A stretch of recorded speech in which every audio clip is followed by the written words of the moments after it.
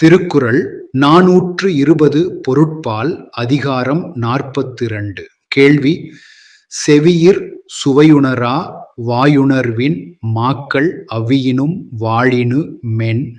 பொருள்: செவியால் கேள்விச் சுவை உணராமல் வாயின் சுவையுணர்வு மட்டுமுடைய மக்கள் இறந்தாலும் என்ன, உயிரோடு வாழ்ந்தாலும் என்ன? மெய்ப்பொருள்: ஒருவர் வாயில் சுவை உணர்வை உணர்வதற்கு நாக்கு என்னும் உறுப்பு உள்ளது. நாக்கினில் உணர்ச்சி நரம்புகள் இல்லை என்றால் உண்பவர் வாயில் சுவை ஏற்படாது. அதுபோன்று ஒருவர் செவியால் கேள்விச் சுவையை உணர்வதற்கு உறுப்பாகப் பயன்படுவது அவரவர்களது மெய் என்னும் உடல் உள்ளுணர்வு சார்ந்த கருவி எனலாம்.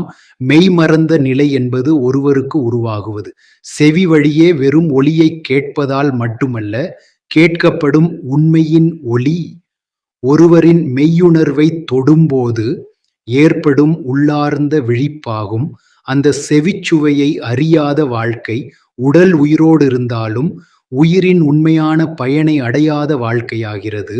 இத்தகைய மெய்யுணர்வை தரக்கூடிய செவிச்சுவையை உணராமல் வெறும் வாயின் சுவையுணர்வு மட்டுமே உடைய மக்களின் வாழ்க்கை, அவர்கள் உயிரோடு இருந்தாலும் என்ன, இறந்தாலும் என்ன, வாழ்க தமிழ், வாழ்க வள்ளுவம்.